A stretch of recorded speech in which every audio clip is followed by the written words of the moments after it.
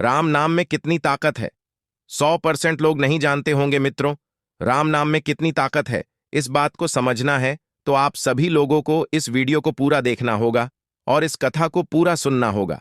मित्रों, राम नाम के कारण ही बालीपुत्र अंगद रावण के भरे दरबार में रावण को ललकारा था और उन्होंने जय श्री राम का नाम लेकर अपने पैर को जमा दिए थे, परंतु उस भरे दरबार में से उनके पैर को कोई योद्धा नहीं हटा सका। राम नाम की ताकत के कारण ही बड़े बड़े पत्थर, जिन पर राम का नाम लिख करके समुद्र पर पुल बना दिया गया था, जिस पर से भगवान श्री राम जी की सेना जाकर के रावण के नगर लंका में पहुंची थी, उसके बाद भगवान श्री राम के साथ में रावण का युद्ध हुआ था। उस युद्ध में भगवान श्री राम ने रावण को मृत्युदंड दिए थे। राम नाम से ही राम नाम से लिखी हुई अंगूठी को मुख में रखकर के हनुमान जी ने इतने बड़े समुद्र को नाग गए थे। राम नाम की ताकत के कारण ही काशी नरेश को स्वयं भगवान श्री राम खुद नहीं मार पाए। मित्रों, आप लोग वीडियो को देखने के बाद सोचेंगे कि जब राम नाम में इतनी ताकत है तो प्रभु श्री राम के अंदर कितनी शक्ति होगी। इसको जानने के लिए आप लोग वीडियो में अंत तक बने रहिएगा। मित्रों, इस कहानी को सुनने मात्र से ही मनुष्य के सारे पाप नष्ट हो जाते हैं और इस पृथ्वी पर वह जब तक जीवित रहता है सुख से अपना जीवन व्यतीत करता है। नमस्कार दोस्तों, आप सभी लोगों से निवेदन है कि इस कथा को और कहानी को सुनने से पहले कमेंट बॉक्स में जय श्री राम लिखकर वीडियो को लाइक करके चैनल को सब्सक्राइब करके बेल आइकन ऑल पर प्रेस कर लीजिए, जिससे आप सभी लोग प्राचीन कथाओं और कहानियों से जुड़े रहें। मित्रों, एक बार की बात है कि हनुमान जी ने अपने प्रभु श्री राम से अपनी माता के दर्शन करने के लिए जाने की आज्ञा मांगती हैं। भगवान श्री राम ने भी उन्हें आज्ञा प्रदान कर देते हैं। हनुमान जी जब अपनी माता अंजना के दर्शन करने के लिए जाने लगे तो उसी समय काशी नरेश भगवान श्री राम के दर्शन करने के लिए आ रहे थे। रास्ते में उन्हें देव मुनि नारद मिल गए। काशी नरेश ने देव मुनि नारद के चरणों में बड़ी ही भक्तिपूर्वक प्रणाम किया। नारद जी ने काशी नरेश से पूछा कि तुम कहाँ जा रहे हो। काशी नरेश ने जवाब दिया कि हे देव मुनि नारद, मैं प्रभु श्री राम के दर्शन के लिए उनकी राज्यसभा में जा रहा हूं। उनकी इतनी बात सुनकर के नारद जी कहने लगे, क्या आप मेरा एक काम करोगे? काशी नरेश ने कहा कि आप आज्ञा कीजिए। हे देव मुनि नारद, धरती पर ऐसा कौन सा प्राणी है जो आपकी आज्ञा को ना मानने का दुस्साहस करेगा? सदैव आपकी आज्ञा के पालन करने के लिए लोग दौड़ पड़ते हैं। आप कृपा करके आज्ञा प्रदान करें, मैं जरूर करूंगा। नारद जी ने मुस्कुराते हुए कहा कि तुम राजसभा में प्रभु श्री राम के चरण कमलों में श्रद्धा भक्ति पूर्वक प्रणाम तो अवश्य करना, किंतु उन्हीं के समीप जो सिंहासन पड़ा हुआ है उस पर महान तपस्वी विश्वामित्र जी जो बैठे हुए हैं उनको प्रणाम मत करना। काशी नरेश ने पूछा कि ऐसा क्यों नारद जी? नारद जी ने उत्तर दिया कि एक राजा को दूसरे राजा को प्रणाम करना शोभा नहीं देता है। ऋषि विश्वामित्र भी पहले कभी राजा ही तो थे और नारायण नारायण कहकर के नारद जी वहां से चले गए। काशी नरेश भी वहां से भगवान श्री राम से मिलने को चल दिए। जब भगवान श्री राम की सभा में पहुंचे तो उन्होंने देव मुनि नारद के आदेश अनुसार भगवान श्री राम के चरणों में बड़े ही श्रद्धापूर्वक प्रणाम किया, किंतु वहीं पर महर्षि विश्वामित्र बैठे हुए थे। उनसे उन्होंने प्रणाम नहीं किया और उपेक्षा करके वहीं पर बैठ गए। काशी नरेश की इस उपेक्षा से महर्षि विश्वामित्र के हृदय पर बहुत गहरी चोट पहुंची, किंतु वे राजसभा में चुप रहे। पीछे उन्होंने भगवान श्री राम से कहा कि श्री राम, आप तो पुरुषोत्तम कहलाते हो, इसीलिए तुम्हारी राजसभा में तुम्हारे उपस्थित में मर्यादा की उल्लंघना की गई है। फिर महर्षि विश्वामित्र की ऐसी बात को सुनकर के प्रभु श्री राम कहने लगे कि ऐसी कौन सी बात हो गई गुरुदेव? मेरे रहते हुए कब और कहां मर्यादा का उल्लंघन हुआ है? कृपा करके आप बताइए मुझे, और या बताने का आप कष्ट करें। भगवान श्री राम की बात को सुनकर के महर्षि विश्वामित्र कहने लगे कि आज ही राजसभा में काशी नरेश ने जब तुम्हारे चरणों में प्रणाम किया और मैं तुम्हारे बगल में ही बैठा हुआ था, लेकिन उसने मुझे प्रणाम नहीं किया। यह कदापि उचित नहीं है। आपकी सभा में मेरा अपमान हुआ है, मेरी राजसभा में मेरे ही सम्मुख आपकी उपेक्षा, यह तो मेरा भयानक तिरस्कार है। फिर उसी समय भगवान श्री राम ने प्रतिज्ञा की कि आज सूर्यास्त से पहले ही मैं उस राजा को मृत्यु दंड दूंगा जिसने मेरे गुरु की उपेक्षा की है। परम पराक्रमी भगवान श्री राम की यह प्रतिज्ञा वायु के वेग से चारों ओर फैल गई। काशी नरेश ने जब इस बात को सुना तो उनका कंठ सूख गया। जीवन से निराश होकर के वह दौड़े हुए नारद जी के पास पहुंचे और उनके चरणों में गिर गए और बड़े ही नम्रता भाव से कहने लगे कि हे देव मुनि नारद, भगवान श्री राम ने आज सूर्यास्त तक मुझे मार डालने की प्रतिज्ञा की है। नारद जी ने कहा, प्रतिज्ञा तो मैंने भी सुनी है। फिर नारद जी ने उत्तर देते हुए कहा, प्रभु श्री राम की प्रतिज्ञा सर्वविदित है। कहते हैं कि रघुकुल रीति सदा चली आई, प्राण जाए पर वचन न जाई। काशी नरेश नारद जी की इन बातों को सुनकर के रो पड़े और बोले, हे देव मुनि नारद, मैंने तो आपके आदेश का पालन किया था, जो आपने कहा मैंने वही किया था। जैसे भी हो, किसी तरह से आप मेरे प्राणों को बचाइए।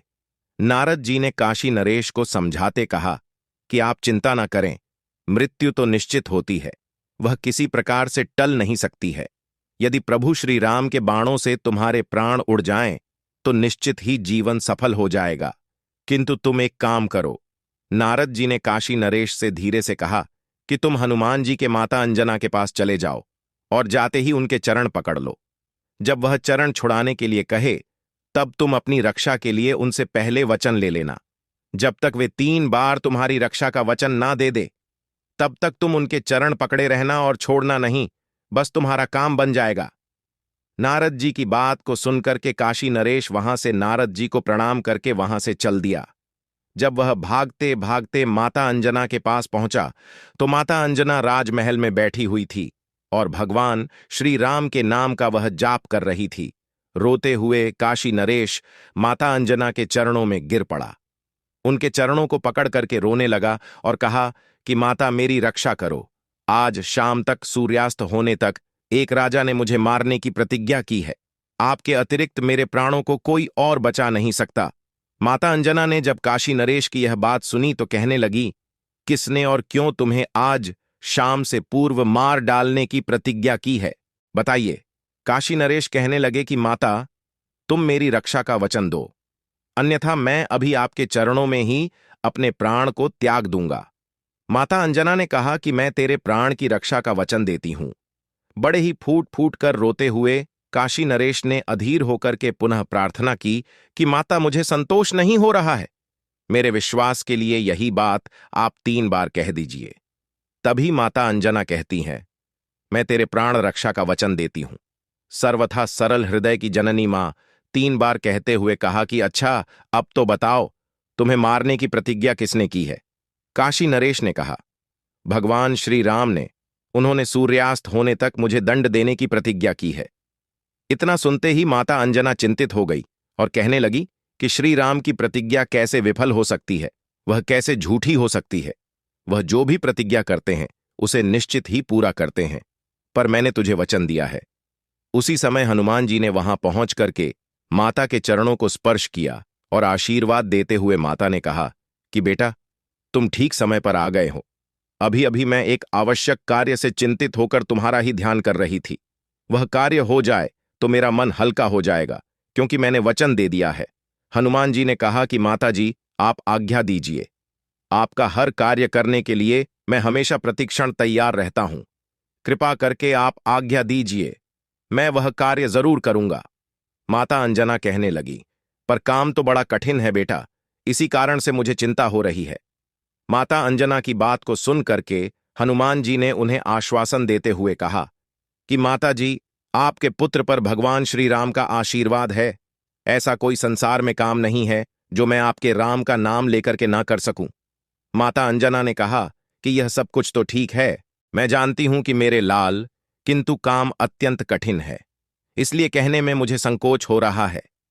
हनुमान जी ने कहा कि माता जी, आपके पवित्र चरणों के सम्मुख प्रभु श्री राम की शपथ लेकर के मैं 1 बार नहीं 3 बार प्रतिज्ञा करता हूं कि आपकी आज्ञा मिलने पर काम चाहे जितना भी कठिन होगा, मैं उसे अवश्य पूर्ण करूंगा, आपकी चिंता को दूर कर दूंगा।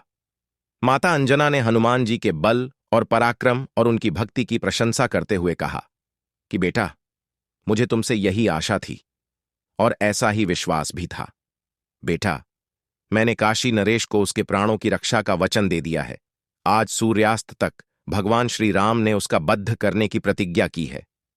माता की बात को सुनकर के हनुमान जी ने आश्चर्य से पूछा, मेरे प्रभु श्री राम की प्रतिज्ञा?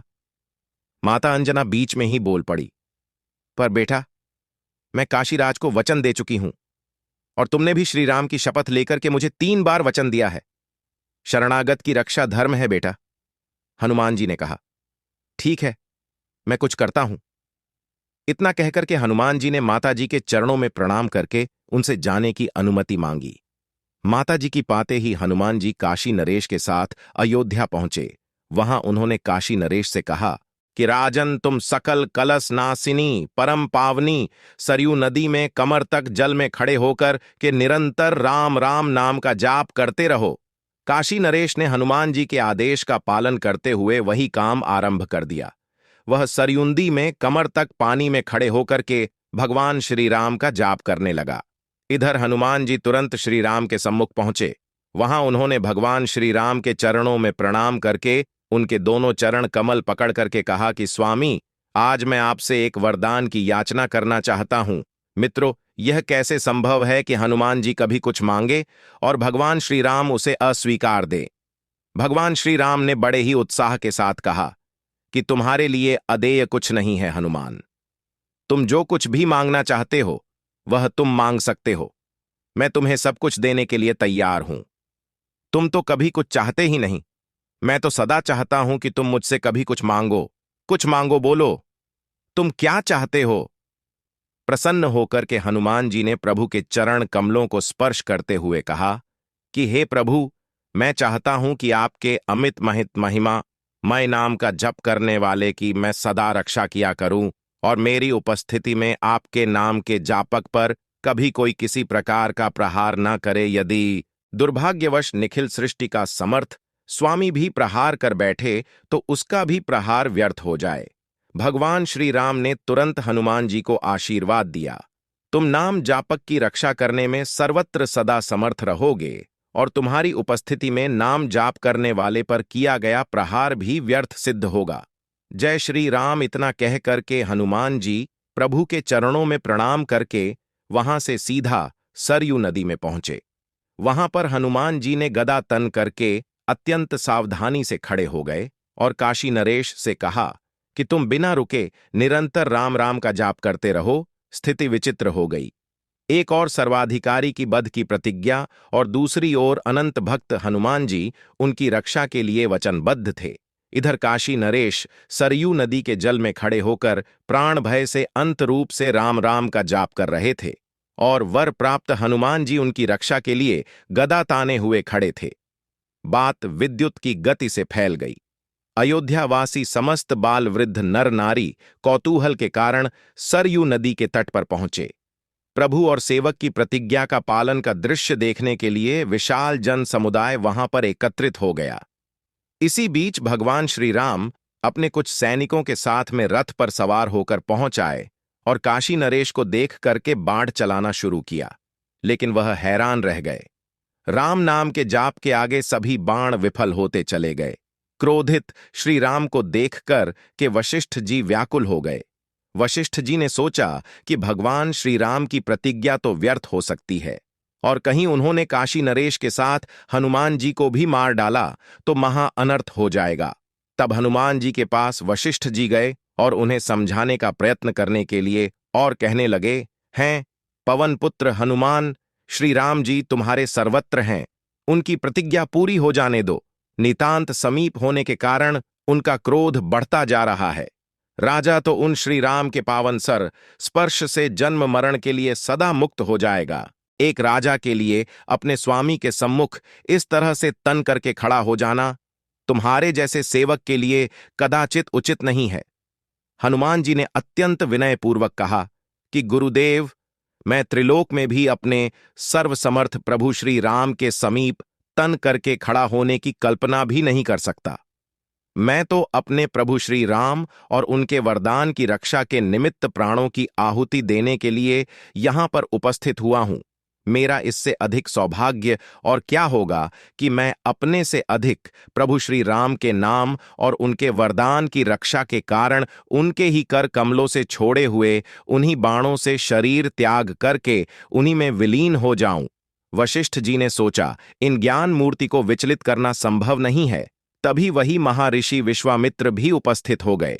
भगवान और भक्त की यह लीला देख करके चकित और चिंतित हो रहे थे। तब वशिष्ठ जी ने काशी नरेश से कहा कि नरेश, तुम शीघ्र ही महर्षि विश्वामित्र के चरण पकड़ लो। वे सहज दयालु जय सिया राम जय जय हनुमान का जाप करते हुए काशीराज दौड़ करके महर्षि विश्वामित्र के चरणों में गिर पड़े और उनके असुरों से महर्षि विश्वामित्र के चरण भीग गए। यह देख करके महर्षि विश्वामित्र का हृदय द्रवित हो गया। उन्होंने सरसंधान किए, क्रोधित श्री राम से कहा कि श्री राम, काशी नरेश के अपराध को प्रायश्चित हो गया है।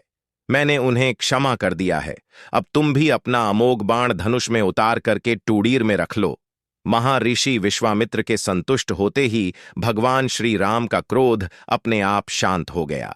उन्होंने गुरु की आज्ञा का पालन किया। बाण धनुष्य से टूडीर में आ गया। राजा की प्राण रक्षा तो हुई ही, भगवान के सम्मुख भक्त हनुमान जी विजय हुई। इस समाचार को जब माता अंजना ने सुना तो उनकी प्रसन्नता की सीमा ना रही। विश्वामित्र इससे पहले कि कुछ कहते, वहां नारद जी प्रकट हो गए और बता दिया कि यह सब कुछ क्यों हुआ। पूरी बात सुनकर के विश्वामित्र ने आखिर महर्षि नारद से पूछा कि उन्होंने ऐसी सलाह काशी नरेश को क्यों दी। इस पर नारद जी ने कहा कि हमेशा मैं सुनता था कि श्री राम का नाम श्री राम से भी बड़ा है। इसीलिए मैंने सोचा कि असली परीक्षा हो जाए, ताकि लोग भी समझ लें प्रभु के नाम की महिमा प्रभु से अधिक है। मित्रों, हम उम्मीद करते हैं कि आप लोग भी इस कथा के माध्यम से समझ गए होंगे कि भगवान श्री राम के नाम में कितनी ताकत है। दोस्तों, आशा करता हूं कि हमारा वीडियो आप लोगों को अच्छा लगा होगा। अगर वीडियो हमारा आप लोगों को अच्छा लगा हो तो वीडियो को मेरे लाइक करके, चैनल को मेरे सब्सक्राइब करके, बेल आइकन ऑल पर प्रेस कर दीजिए, जिससे हमारा वीडियो आप लोग को सबसे पहले मिले। और कमेंट बॉक्स में जय श्री राम लिखना मत भूलना और अपने दोस्तों और रिश्तेदारों में वीडियो शेयर अवश्य करना, जिससे सभी को जानकारी प्राप्त हो सके। दोस्तों, हमारा पूरा वीडियो देखने के लिए आप लोग का धन्यवाद। फिर मिलेंगे किसी नई वीडियो में नई जानकारी के साथ।